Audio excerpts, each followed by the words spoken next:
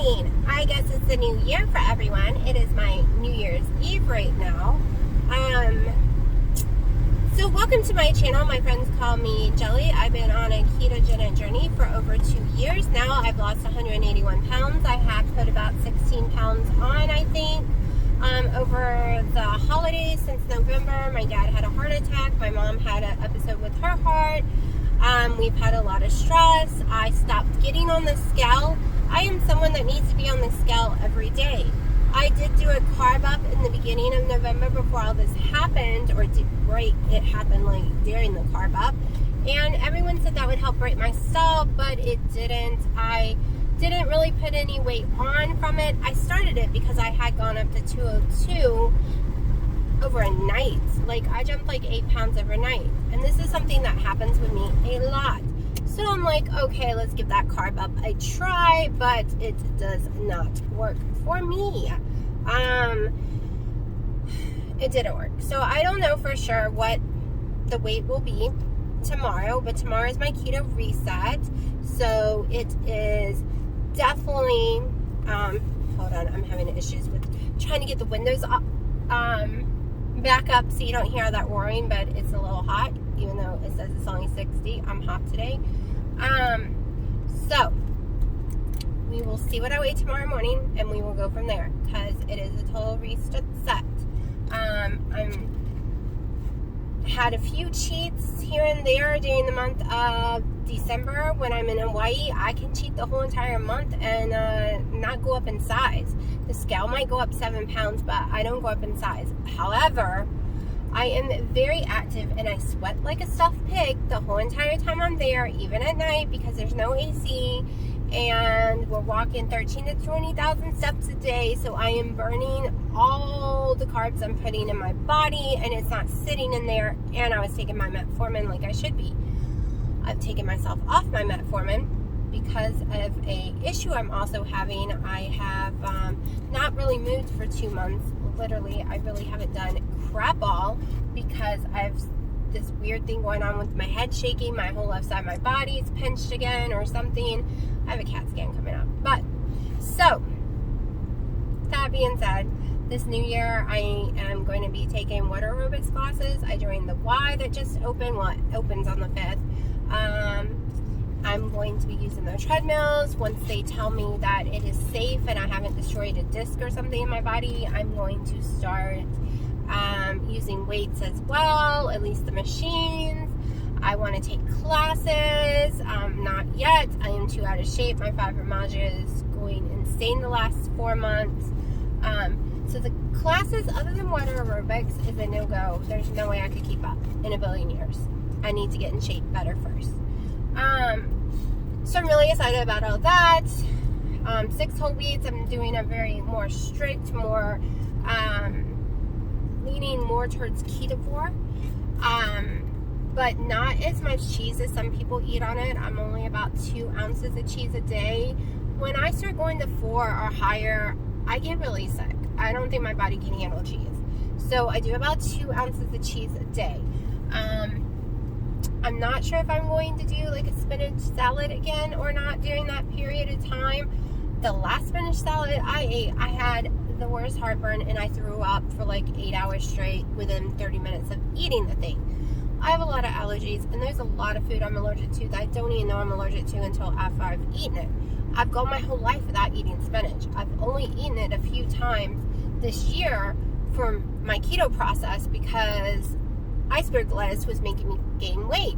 So I switched over to spinach because it's supposed to be really healthy and not make you gain weight. And I was eating it fine for a while, and then all of a sudden I had an issue.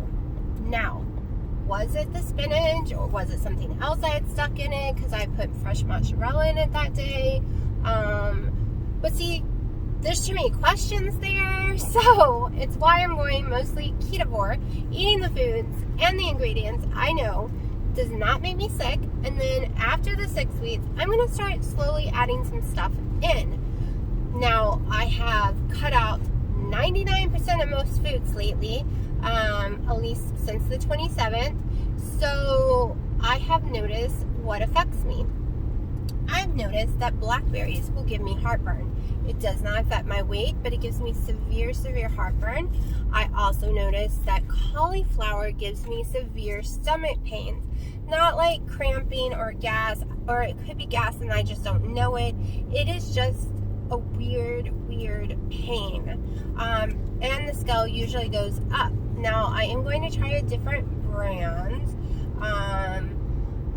I did eat some bird-eyed mashed potato ones that I only ate a bite of yesterday because of it has green onions in it, which will affect me. But it didn't seem to have that issue. And when I use normal rice cauliflower that's supposed to be plain, I have really bad pain. But maybe it's something I'm putting in it because I don't eat it plain. Maybe it's the cheese. Maybe it's the Verona cheese. Maybe it's not the cauliflower at all. That's why after the 6 weeks, or maybe even towards the end of the 6 weeks, will start putting those things back in. Like when I go to put some of the rice cauliflower back in, I'm going to try it with just just butter, not the cheese. Now, there is one cheese I know that never affects me, and that is a mixed blend that I buy at Sam's. I don't know the name. I never paid attention. I'm going to have to look. It might just be their Sam's one. I don't even know if it's real cheese. I'm going to have to read the ingredients. I've never really actually looked at it. I just know if I eat that one, like 1 or 2 ounces, I have no issues. But I can't eat mozzarella without issues. So, I've never been told I'm lactose intolerant, but I've never been able to drink milk my whole life. I've never been able to eat cereal with milk. I can't eat regular ice cream because the pain is excruciating, and I normally spend the night throwing up if I've eaten any of those things. So, maybe I do have some kind of lactose intolerance. I don't know. I can do my heavy whipping cream just fine. However, I only eat 3 to 4 tablespoons a day. If I'm doing pancakes, it might get up to 6. Which I'm going to need to draw that back probably, because it is a lot of fat and it is a lot of calories. But I'm losing weight without counting calories and stuff right now. So, I don't believe in calories in, calories out. I do believe if you go eating like 7,000 and something calories and you ain't moving at all, then it is very possible, even on keto, to gain weight from that. So, I am drinking a normal coffee with a little heavy whipping cream and some cinnamon, and I did put a little sucrose's sugar-free caramel in here. That's not an ingredient I will be doing in the 6 weeks though, so I'm kind of saying goodbye to it today. So sucralose is out of my diet. I don't do Splenda. Sorry people, I can't give up my sweet and low, but I only eat about 3 packs a day of my sweet and low. So, yeah, right now I've tried stevia, I've tried all different kind of things, and I don't like it. You might tell me, well then don't sweeten it. This girl can't live without sweets. I do not like bitter. No matter how much I've tried, it just doesn't work. It's what I love. I love my collagen coffee that I have every morning, and I did have one today so far. I enjoy it, and I look forward to that one stupid coffee a day. It is my treat. I don't want breakfast in the morning. I just want to drink my coffee and go online and check comments on the YouTube and see if my video uploaded correctly. I like that. It's my little time. I've tried the black coffee on the days that I do fasting. I do black coffee, but I will break my fast with chicken broth, which is a chicken stock from Costco, and it's organic, and I like it. And then I also will do a collagen coffee. So I normally do the collagen coffee first, and then the broth, or vice versa. But that's the way I like to do it. If you're new to keto, the one thing you're going to learn is just because something works for someone doesn't mean it's going to work for you. So you might be the person who can eat the 7 cups of green leafy vegetables a day. You can have your broccoli, you can have your cauliflower, you can even have some tomato and pepper and be just fine on keto. But some of us those things give us inflammation. They cause us pain, especially the peppers and the tomato, because they are nightshades. They also can stall our weight loss. And like me, cannot have 7 cups of vegetables a day, or I am only going to put weight on. My body does not like vegetables. So I do a ketogenic diet. I also pay attention to my allergies, and I pay attention to the O negative blood type diet. I have O negative blood. I've always tried to stick with that diet. But in the process, I've also cut out all the carbs. And some of the vegetables on that O negative diet I cannot do. But O negative people are more or less carnivores. We mainly need our meats. So I think it's why keto works so well for me. I'm also extremely insulin resistant. I had type 2 diabetes. I no longer have it. I do have my polycystic ovary syndrome, which makes it really rough.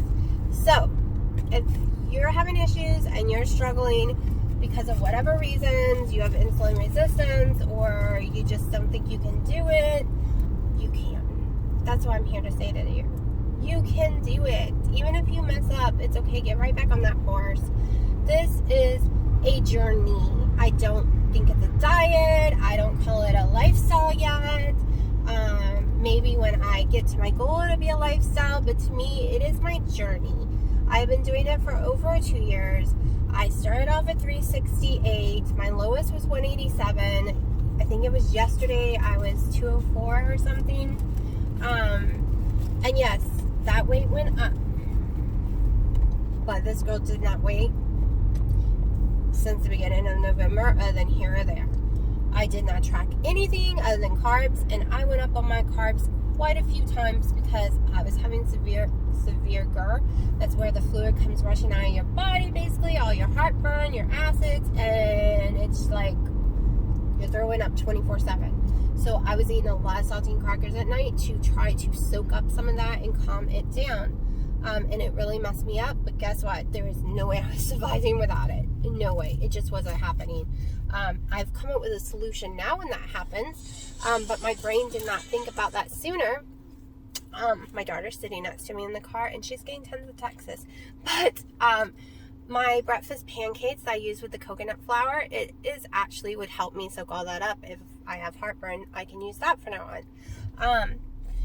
But I stopped my metformin, and most of it went away. There was still some really bad days, so I stopped my Nexium. I know, crazy, right? Why would you stop Nexium if you're having heartburn? Here's the thing. If I've been on Nexium for over 7 years, the same amount of time I've been on metformin. So Nexium is used to make your inhibitor pump open and shut, basically stay shut.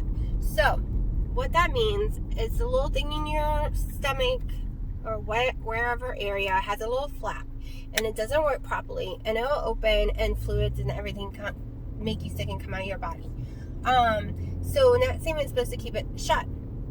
If you've been on it for years, it doesn't necessarily work anymore. On top of it, it has a lot of bad side effects, can give you Alzheimer's, all kind of garbage. But here's the bad thing. It might keep it shut, but it can make your actual normal heartburn, your acids in your stomach, go insane and be 1 billion times worse. 1 billion times worse, people. So I stopped both of them, and the GER issue stopped, and the heartburn issue has stopped. I have tiny bits of heartburn here or there in the day. I don't have to sleep on 20 pillows like I've been doing for years, and lately I've been doing it sitting straight up at night. I could not sleep without sitting up. I can go to bed. I'm not waking up, throwing up in my bed at night. Like, literally, this was my life for like the past 10 years. And sometimes it's okay, sometimes it's 1,000,000 times worse, but I usually go to bed crying at night because I'm so nauseous and so sick. Well, bye-bye metformin, bye-bye Nexium, and I am not having those issues anymore. I've also come off a lot of other pills. I was on so many pills when I first started keto. It was ridiculous. Like, insane. The metformin alone was 5 pills, all on its own. The Nexium was 2 to 4 pills a day, all on its own. The ones I know I can't come off of, I tried to come off my Claritin, but my allergies are way too bad for that. I got sick coming off of those, so I went back on them.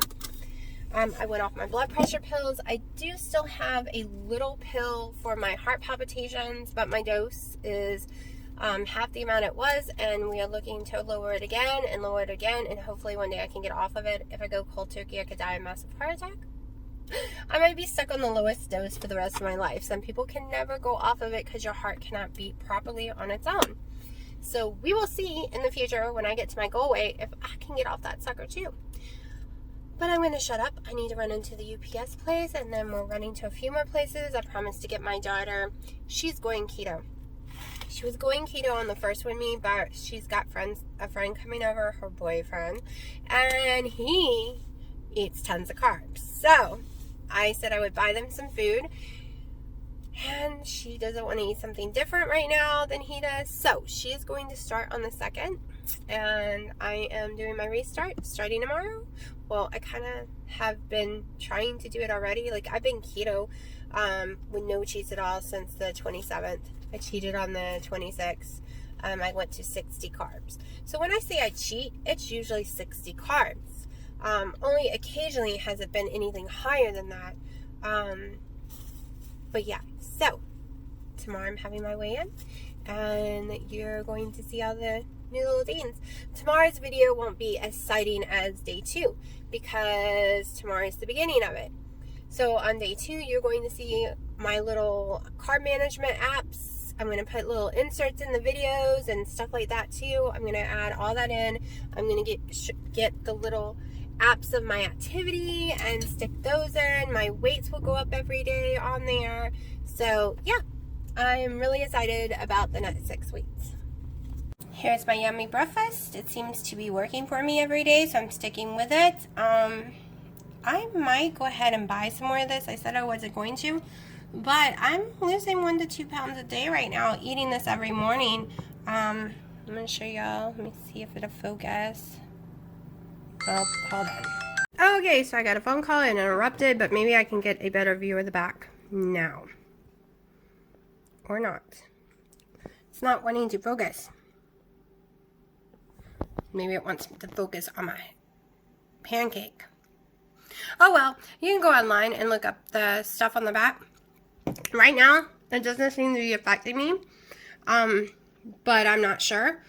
It's just liquid vegetable fiber, natural maple flavoring, monk fruit extract, and caramel color.